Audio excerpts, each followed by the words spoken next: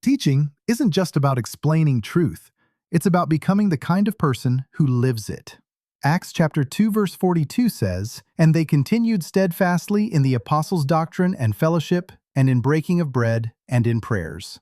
This wasn't academic. This was life. The early church didn't just learn the truth. They were shaped by it. And that's what true teaching does. It doesn't just fill minds. It forms hearts. When God calls someone into the teaching ministry, He's not just calling them to share information. He's calling them to equip the saints, to prepare God's people for the work of the kingdom. That's why the calling to teach is sacred. It's not something we enter into lightly or pursue for attention. It's a divine summons, an assignment from heaven.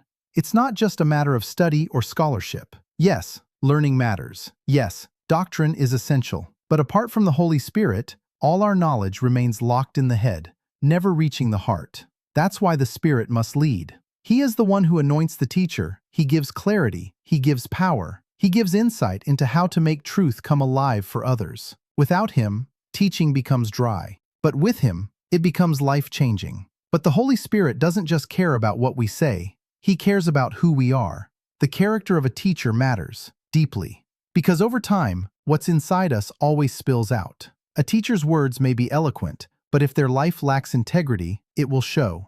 Pride and hypocrisy are silent killers in the teaching ministry. Pride that boasts in one's own knowledge, and hypocrisy that places burdens on others they themselves won't carry. But the truly effective teacher is different. They are humble, clear, Christ-like. Clarity is the virtue every teacher should fight for. Not cleverness, not applause, not control, but clarity, so that those listening can grasp the truth, hold it, live it, and share it with others.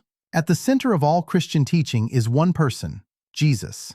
We teach what He taught. We point to who He is. We help people obey everything He commanded, not to control them, but to lead them into life. We teach for Christlikeness, not just for understanding. And more than that, we pass on a tradition, the apostolic faith handed down through generations. Jude chapter 3 calls it the faith once delivered to the saints. This is no light matter. This faith shapes how we live, how we witness, how we endure. And the teacher's job is to guard it, explain it, and ground others in it. This is the weight of the teaching ministry. It's not about being impressive. It's about being faithful. It's about feeding the church with the bread of life, piece by piece, word by word. And it takes more than skill. It takes the strength of the Lord. So if you feel called to teach, check your heart first. Are you clear in your understanding of Christ? Are you leaning on the Holy Spirit daily? Are you hungry for truth and humble enough to be corrected? Are you living what you teach? Because in the end, the power of the teaching ministry is not in the lesson, it's in the life. And when the Holy Spirit finds a vessel that is clean, humble, and hungry, He will fill it. He will use it, and through that vessel He will nourish the church, transform lives, and build disciples who carry the truth into the world.